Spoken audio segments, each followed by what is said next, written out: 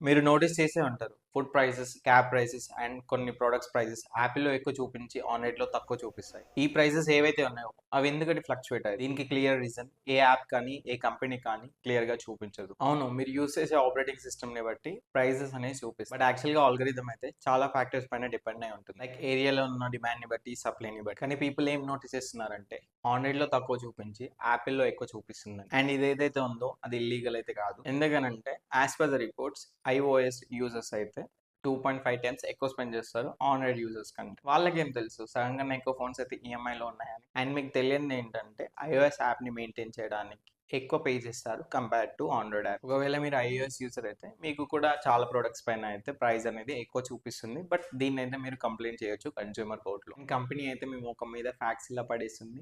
ఏంటంటే మేమైతే area and demand ని బట్టి అయితే ప్రైస్ ఫిక్స్ చేసాం, ఇందులో మా తప్పేం లేదు, ఆల్గరిథమ్సే ప్రైస్ అనేది ఫిక్స్ చేస్తాయి. మీరు అనొచ్చు మరి అదే ప్రోడక్ట్ ఆన్లైన్లో తక్కువ చూపిస్తుంది అని.